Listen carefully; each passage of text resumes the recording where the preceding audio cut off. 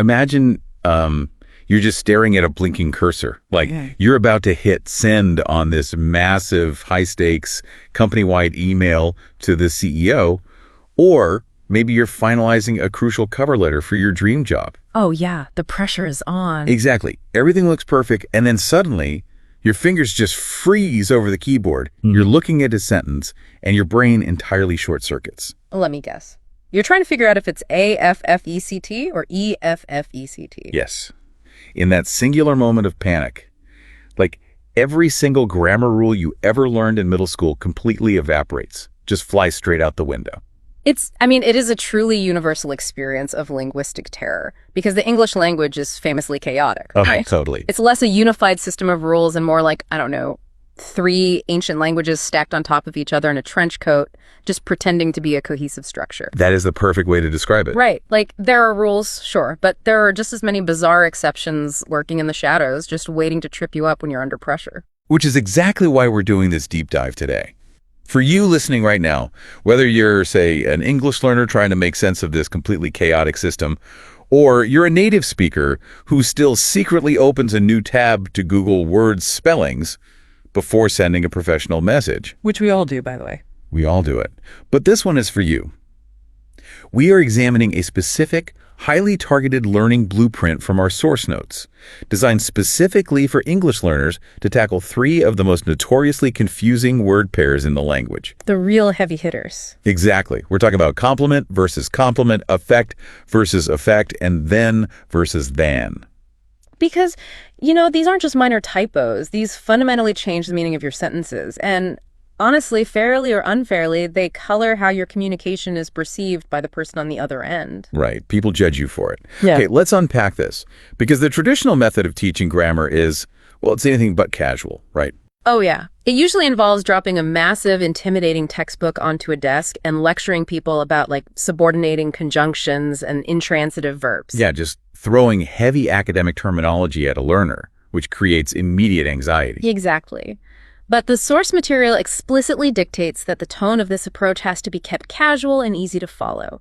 That's the whole philosophy here. It shifts the focus away from rote memorization and leans heavily into practical, low-stress comprehension. It lowers the barrier to entry, basically. By removing the fear of failure, yeah. So let's look at the actual mechanics of how it does that. The strategy lays out a very specific 3-part game plan for teaching each of these confusing word pairs. A simple triad. Right. Step 1, you explain the core meaning. Step 2, you give clear example sentences. And step 3, you provide a simple memory trick. What's fascinating here is the underlying cognitive psychology of that 3-part sequence, especially when you consider how the human brain processes information under stress. Break that down for me. Well, explaining the meaning gives you the dictionary definition, right? The abstract foundation. But abstract definitions are stored in the brain's prefrontal cortex, which requires significant cognitive effort to access. Right. It takes work to pull that up. Exactly. Then, providing example sentences builds context. It shows the word operating in its natural habitat, connecting that abstract idea to real-world usage. Okay, so I always think of this approach like a 3-legged stool. Oh, I like that analogy. Yeah, because you have the meaning, you have the examples, but if you don't have that third leg, the simple memory trick, the language learner's confidence just totally wobbles under pressure. It absolutely does, because even with a solid definition and great context, the brain still drops the ball when the pressure is on. Yeah, like when I'm staring at that email to the CEO, my heart rate elevates, right? I'm in a mild state of fight or flight. And suddenly, you cannot access that abstract foundation.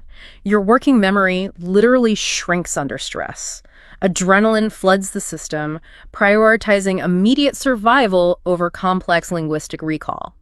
You just lose access to the nuance. Wow, so my brain is treating a grammar mistake like a physical threat. Basically, yeah. And that is where step 3 becomes the critical intervention. The memory trick. Exactly. The simple memory trick bypasses that overloaded prefrontal cortex. It relies on pattern recognition or rhyme or visual association. Which are much faster neural pathways, I assume. Totally different, much faster pathways. When you're panicked, you might not recall the Latin root of a word, but your brain can instantly retrieve a silly, punchy mnemonic device. It's basically a mental zip file. A mental zip file, I love that. Yeah, like when you're writing calmly at your desk, you can appreciate the fully uncompressed files. The dictionary definitions, the nuanced context. Sure, when there's no pressure. But when you're free-falling in a moment of panic during a public presentation or a timed essay, you just don't have time to sort through all those files. You need to pull the ripcord on an emergency parachute. Yeah. The memory trick is that parachute. You deploy it instantly, it unpacks the complex rule in a fraction of a second, and it saves you from splattering on the pavement. A mental zip file that doubles as an emergency parachute. That captures the mechanism perfectly. It stabilizes the knowledge by making the abstract completely immediate and accessible. I want you listening to think about this in your own life. Consider any complex, intimidating skill you've had to master, whether it's like learning to code, navigating a massive spreadsheet system at work, or even just remembering the names of your partner's extended family at a reunion. Oh, that's a stressful one. Right. Did you get there through rigid, rote memorization of a textbook? Or did you invent some ridiculous, simple mental shortcut? Like a song, an acronym, some silly visual association that actually locked the information in. We use these parachutes all the time to survive complex situations. Exactly. And applying them to the chaotic landscape of English just makes perfect sense. So let's actually transition here and put this to the test. Let's look at the first two heavy hitters from the source notes. The beauty of this framework is seeing it applied to the most common pitfalls. If we take that 3-part game plan and test it against the first set of words, the power of the memory trick becomes incredibly obvious. Okay, the first pair is the visual trap. Compliment, spelled with an I, versus compliment, spelled with an E. And I will freely admit, I am totally guilty of staring at these two words on my screen, playing musical chairs with the vowels, and just hoping spell check bails me out. They look almost identical. They really do. And the historical evolution of these two words explains why they are so frustratingly similar. They both actually originate from the exact same Latin root word, complementum, which means something that completes or fills up. Wait, really? The same root? The exact same root. But over centuries, they took different paths. Complement with an E stayed true to its mathematical functional roots, meaning to complete something. Meanwhile, in the 17th century, complement with an I was borrowed from the Spanish and Italian courts, where the word had evolved to mean an act of fulfilling the requirements of courtesy. It became about social flattery. Okay, so they are literal cousins that went down totally different life paths. Like one became a mathematician and the other became a socialite at a royal court. That is a fantastic way to look at it. So, following our blueprint, step 1 is the meaning. The socialite cousin, compliment with an I, is an expression of praise or admiration. The mathematician cousin, compliment with an E, is something that completes a whole or brings something to perfection. Okay, step 2, we need the example sentences to build context. So for the I version, she gave him a lovely compliment on his new jacket. Right, social praise. And for the E version, the bold red wine was a perfect compliment to the rich steak. It completed the meal. Perfect. Now we pack the parachute. The crucial simple memory trick.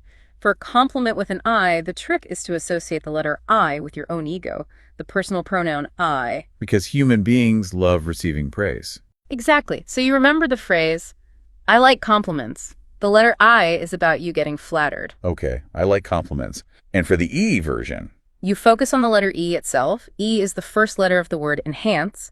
Or, if you want an even stronger association, the letter E is prominent in the word complete.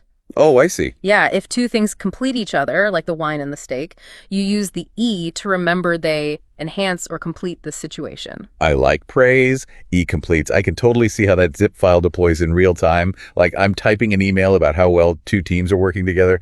I want to say their skills complement each other. And your brain spikes with panic. Right. I deploy the parachute. Are they giving each other praise? No. Are they completing each other's skill sets? Yes. Complete has an E. Therefore, compliment with an E. Panic, over. It entirely removes the guesswork. You aren't agonizing over 17th century etymology. You're simply checking for an I or an E based on a silly little trick. Okay, the framework survives the visual trap. But we have to move to the second pair. And this is where I'm throwing a major red flag on the play. Uh-oh. Which one? Affect, spelled with an A, versus affect, spelled with an E. This is the ultimate grammatical nemesis. Oh, the undisputed champion of confusing words. It is the absolute worst. And this is where I really struggle with the source materials directive. Keeping it casual and easy to follow sounds great in theory. But affect versus affect is a deeply convoluted, notoriously frustrating grammatical wound. It definitely is. So by relying on a simple memory trick, aren't we risking oversimplifying the very real nuanced rules of English? It feels like we're slapping a tiny Band-Aid on a massive problem. Like what happens when someone uses affect as a noun, like a psychologist describing a patient's emotional affect, or when someone uses affect as a verb, like to affect change in a community? That's a fair pushback, but if we connect this to the bigger picture, we have to recognize the immense danger of the curse of knowledge. Curse of knowledge. Yeah. When experts teach complex subjects, they often front-load all the exceptions and nuances because they want to be technically accurate. But remember the target audience here, English learners or native speakers who are actively struggling with the basics. Right. They're just trying to survive an email. Exactly. If someone is standing at the bottom of a mountain trying to learn a language, and you immediately explain that affect can occasionally be a psychological noun, you haven't helped them. You've built a massive, intimidating wall. You've paralyzed them with complexity. Ah, I see. If I drop the heavy grammar textbook on the desk and list all the exceptions, they might just give up on writing the sentence altogether out of fear. Yes. The insistence on a casual, trick-based delivery is a highly calculated psychological strategy. It's not a failure to grasp the complexity, it's a deliberate choice to lower the barrier to entry. We're giving the learner a functional rule that works, like 95% of the time. And 95% is usually enough. In the trenches of daily communication, feeling competent 95% of the time is what actually encourages a person to speak, to write, and to participate. We sacrifice the 5% of rare academic exceptions to secure the 95% of daily practical communication. Okay, so we're choosing functional fluency over paralyzing perfectionism. I can appreciate that. So let's see how the framework handles the champion of confusion. Step 1, the meaning. So affect with an A is primarily a verb. It's the action. It means to produce a change in or to influence something. An effect with an E is primarily a noun. It's the thing itself, the result or consequence of a change. Step 2, the example sentences. For the verb affect with an A, the heavy rain will severely affect the morning commute. The rain is actively doing something. Exactly. And for the noun, affect with an E, the effect of the heavy rain was a massive traffic jam. The traffic jam is the end result. Right. Now, the memory trick for this is arguably the most famous mnemonic device in English grammar. The acronym RAVEN, R-A-V-E-N. Remember, affect is a verb, affect is a noun. Oh, Raven is a classic. But honestly, even that requires me to pause and remember what verbs and nouns technically do. When I'm stressed, I might blank on what a noun is. That's a valid point. There is an even simpler parachute hidden in there. Let's hear it. The first letter association, A, is for action. Affect with an A is the action you take. E is for end result. Affect with an E is the end result you get. A for action, E for end result. Man! Even with my initial skepticism about oversimplifying, I have to concede that this is incredibly elegant. It really cuts through the noise, doesn't it? It does. If I'm an English learner drafting a high-pressure message, the cognitive load of analyzing verbs and nouns might just be too high. But simply asking myself, am I describing an action or an end result? That clears the fog instantly. It takes a terrifying grammatical trap and turns it into a simple binary choice. It entirely eliminates the paralysis of choice. You deploy the parachute, you make the choice, and you move forward with your message. Okay, so now we've covered visual traps with complement and complement, and we've conquered grammatical tracks with affect and effect. Moving right along. Yeah, the blueprint now shifts focus to a final pair that represents a totally different breed of confusion, the phonetic trap. We are looking at then spelled with an E versus then spelled with an A. Oh, this is such a vital inclusion because, the first two pairs really dominate formal writing errors. But this final pair, this is the undisputed king of casual conversation, text messaging, and social media mix-ups. Yes, and we really need to emphasize the phrase English learners here, because native speakers are actually the villains in this scenario. Oh, 100%. Native speakers confidently and constantly mix up then and then online, and the reason is the schwa sound in spoken English. The dreaded schwa. Right. When we speak quickly, we don't fully articulate our vowels. We blur them into a lazy sound like I'd rather do this than that. We say it out loud 1,000 times a day without distinguishing the vowel. Which creates a massive hurdle for anyone trying to acquire the language naturally. If an English learner is trying to absorb the rules by reading native interactions on social media, or even just listening to casual talk, they are essentially training their brain on highly corrupted data. Corrupted data. That's exactly what it is. Yeah, the native speakers are modeling the wrong behavior because the phonetic blur hides the grammatical difference. And this is exactly why step 2 of the framework, providing clear, formal example sentences, is the only way to break the cycle of bad data. You just cannot rely on hearing it in the wild. You can't. So let's build the context. Step 1, meaning then, with an E, relates strictly to time, or a chronological sequence of events. Then with an A is used exclusively for drawing comparisons between two things. Step 2, the clarifying examples. So for the chronological sequence, we went out to dinner and then we went to a movie. Time moved forward. Got it. For the comparison, she is much taller than her older brother. We're weighing two different heights. Okay, and the simple memory trick for this phonetic trap is, fittingly, phonetic itself. It uses rhyme. Right. Then, with an E, rhymes perfectly with when. Both of those words relate to time. So if you can ask the question when, the answer uses then. Simple and effective. On the flip side, then with an A does not rhyme with when. So you use it when you're comparing things, like larger, smaller, better, or worse. The beauty is in the absolute simplicity. When equals then. You don't have to analyze the structure of the sentence or worry about the corrupted data you read on Twitter. You just listen for the rhyme in your head. So what does this all mean? When we zoom out and look at this entire learning blueprint, out of the hundreds of confusing words in the English dictionary, ensure and ensure, farther and further, stationary and stationary. There are so many. So many. Why did the architect of this framework isolate these specific three? Complement, complement, effect, effect, and then. Well, this raises an important question about the hidden architecture of how we learn. When you look closely at these three specific pairs, you realize they aren't just a random assortment of difficult words. They aren't. No, they represent a meticulously curated, comprehensive cross-section of the entire English language's capacity to confuse us. They systematically address the three distinct ways the brain gets tricked. Oh, wow. This is the masterclass revelation. Break that down for me. Okay, so the first pair, complement and complement, represents the visual trap. The spelling similarity, where the meaning completely changes based on a single silent vowel shift, even though the words can function identically in a sentence. Right, the musical chairs with vowels. Exactly. The second pair, effect and effect, represents the grammatical trap. The confusion stems entirely from the invisible function of the word, one acting as the engine, the verb, and the other acting as the object, the noun. And then the third pair, then and thon, represents the phonetic trap. The confusion born almost entirely out of auditory overlap and the lazy pronunciation of everyday speech. Exactly. By mastering these three specific pairs, using this simple three-part method, you aren't just learning 6 words. You are being handed a master blueprint for decoding the visual, grammatical, and phonetic illusions of the English language. It's incredibly elegant. It is essentially a psychological vaccine against linguistic confusion. I love that. A vaccine. Yeah. And for you listening, the relevance of mastering these traps goes far beyond passing a grammar quiz.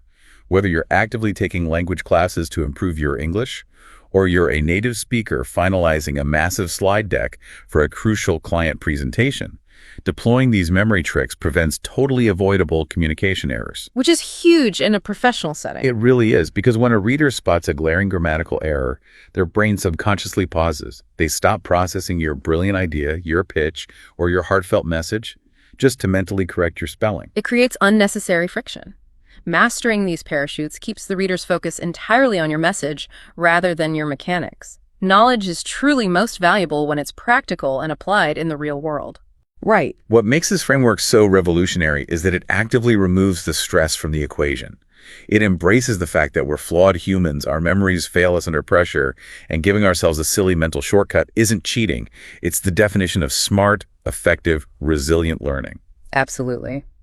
So, to summarize the core philosophy we've unpacked today, navigating the chaotic waters of commonly confused English words isn't about memorizing a massive dictionary or learning intimidating academic jargon. Definitely not. True confidence comes from a repeatable, low-stress system. According to the notes, success for English learners comes down to this. You understand the core meaning. You observe the example sentences to anchor the context. And crucially, you pack your mental parachutes tricks like Raven, I like compliments, or when equals then to deploy when the pressure is on. You keep the process casual, and you accept the 95% rule. Exactly. Which leaves me with one final thought for you to chew on today. We've just spent this time exploring how a casual, easy-to-follow approach, one heavily reliant on silly rhymes and simple memory tricks, is actually the most effective, scientifically sound way for English learners to decode the absolute hardest, murkiest parts of a chaotic language. It's powerful stuff. It is. So my question to you is this. If lowering the pressure, abandoning rigid perfectionism, and relying on mental zip files works so perfectly for mastering the nuances of the English language, how might applying that exact same low-stress, trick-based strategy transform the way we tackle other intimidating challenges in our lives?